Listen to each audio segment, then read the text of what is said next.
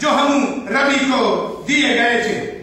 اور اسی کو پہلا حکم یا اصول جو سے دیا گیا ویریس اوفینسز اینڈ کرائمز، یعنی اس وقت کے زمانے جو کرائم اور اوفینسز ہوتے تھے اس کے متعلق آئین اسے دیا گیا ہے۔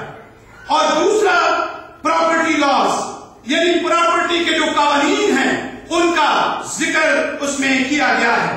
تیسرا کمرشل لاز، یعنی جو کمرشل لاز تھے ان کا ذکر اس میں کیا گیا ہے۔ اس میں میرج لا کا یعنی بیاہ شادی کا قانون اس کا ذکر کیا گیا ہے۔ The rights and privileges of the first born, یعنی پہلوٹے کے جو حقوق ہیں ان کا ذکر کیا گیا ہے۔ اور اس کا ذکر آپ کو ڈیوٹرانومی چیپٹر 15 ورس 19 میں بھی ملتا ہے، استثناء کی کتاب کا 15واں باب اور اس کی 19ویں آیت۔ چھٹا آئین یا حکم جو ہے دا رائٹس آف ویمنز، یعنی خواتین کے جو حقوق ہیں ان کو اس میں قلم بند کیا گیا ہے۔ ساتواں اڈاپشن، کہ کس طرح سے لوگوں نے بچوں کو اڈاپٹ کرنا ہے اور اس کے رائٹس جو ہیں وہ کیا ہے، اس کا ذکر حموربی کی کوڈ میں ہے۔ اور اس کا ذکر آپ کو جینیسس چیپٹر 17 ورس 17 and 18 یعنی پیدائش کی کتاب کا 17واں باب 17ویں آیت سے 18ویں آیت تک ملتا ہے۔ اور پھر اسی میں assault and damages to person and property، یعنی اس میں یہ قانون بھی موجود ہے کہ اگر کوئی کسی شخص کی جو ہے وہ assault کرتا ہے، اسے نقصان پہنچاتا ہے، اس کی توہین کرتا ہے، تو اس کے لیے آئین کیا ہے اور اس کی پراپرٹی کو اگر ڈیمیج کرتا ہے تو اس کا لا کیا ہے۔ اس میں جو نامہ آئین ہے ایگریکلچر ورک اینڈ اوفینسز، یعنی کسان کے جو کام ہوتا تھا اس وقت ایگریکلچر جو سسٹم تھا اس کا ذکر ہے۔ اور اگر کوئی اسے نقصان پہنچاتا ہے تو اس کے لیے لاس کیا ہے۔ خروج کی کتاب کے 21ویں باب کی 28ویں آیت سے 32ویں آیت تک بھی آپ اس کا ذکر پڑھتے ہیں۔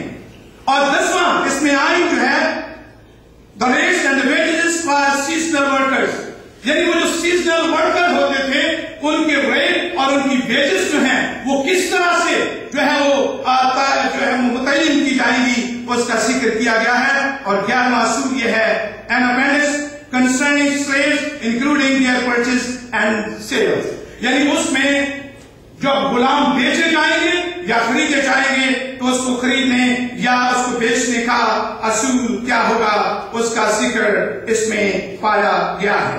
عزیزو، جب ہم اس کوڈ یا اس لا کے دیے جانے کا مقصد دیکھیں کہ کیا تھا، کیوں سن گاڈ نے حموربی کو یہ آئین دیا ہے، تو اس کا مقصد یہ تھا the king had received a divine call to make justice to shine forth in the land, to destroy the evil and wicked, and that strong might not oppress the weak, to give life to the land۔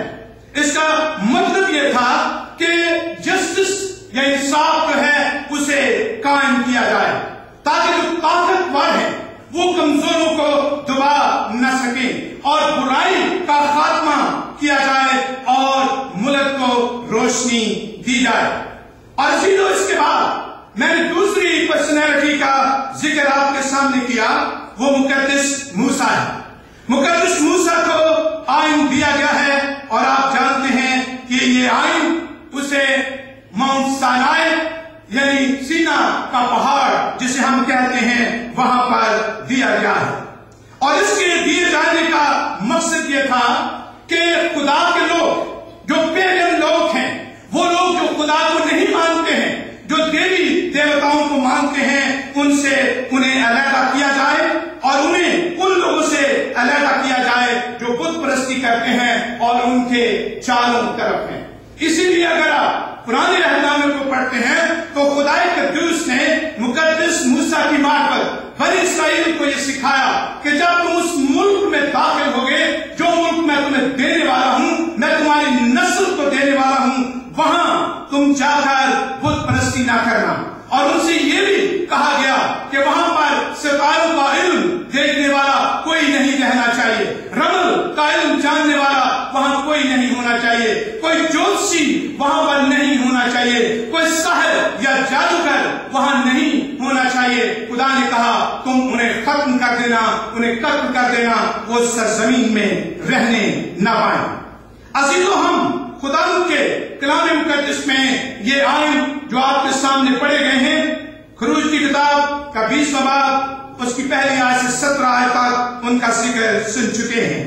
اور عزیزو، ہم خدا کے کلام مقدس کی روشنی میں یہ بات سیکھ رہے تھے کہ یہ آئین کیوں دیے گئے، لوگوں کو دوسری قوموں سے علیحدہ کرنے کے لیے یہ آئین جو ہے وہ دیے گئے۔ لیکن آپ جب حموربی کی کوڈ کو اور موسیٰ کی کوڈ کو، جسے انگلش میں موسیٰ کوڈ بھی کہتے ہیں، اگر آپ اس کو دیکھتے ہیں، اگر آپ اس کا مطالعہ کریں گے تو آپ کو یہ بات نظر آئے گی کہ وہ دونوں آئین جو ہیں وہ کافی حد تک آپ کو ملتے جلتے نظر آتے ہیں۔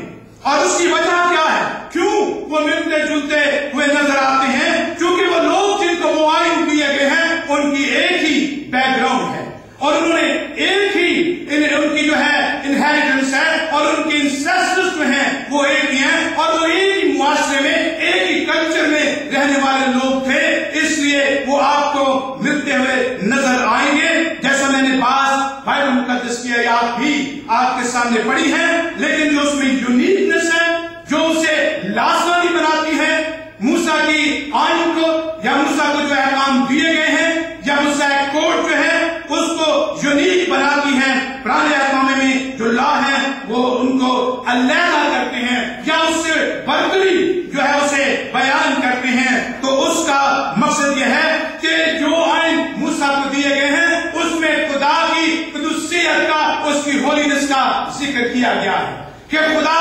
ہولی ہے، خدا پاک ہے، خدا مقدس ہے اور خدا پاک ہے۔ اور عزیزو، اگر آپ عبارت کی کتاب کا 19واں باب اور اس کی دوسری آیت کو پڑھتے ہیں تو وہاں خدا ان کے کلام میں بڑے واضح الفاظ میں اس حقیقت کو بیان کیا گیا ہے، اور خدا کی نیچر، اس کی جو فطرت ہے اس کا ذکر کیا گیا ہے۔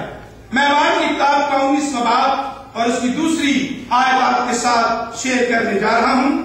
بنی اسرائیل کی ساری جماعت سے کہہ کہ تم پاک رہو، کیونکہ میں جو خدا ہوں تمہارا خدا ہوں، پاک ہوں۔ تو یہاں لکھا ہے کہ خدا پاک ہے، اور خدا کی پاکیزگی، اس کی جو قدوسیت ہے، اس کی جو ریورنس ہے، وہ واضح طور پر موسیٰ کے احکام میں نظر آتی ہے، اور اسی لیے اسے اعلیٰ اور ارفع اسے بناتی ہے۔ اور آپ نے 20ویں باب کی پہلی، دوسری اور تیسری آیات میں سنا جہاں یہ لکھا ہے، اور خدا نے یہ سب باتیں فرمائی کہ خدا تیرا خدا جو تجھے ملک مصر سے اور غلامی کے گھر سے نکال لایا میں ہوں۔ میرے حضور تو غیر معبودوں کو نہ ماننا، تو اپنے لیے کوئی تراشی ہوئی مورت نہ بنانا، نہ کسی چیز کی صورت بنانا جو اوپر آسمان میں یا نیچے زمین پر یا زمین کے نیچے پانی میں ہے۔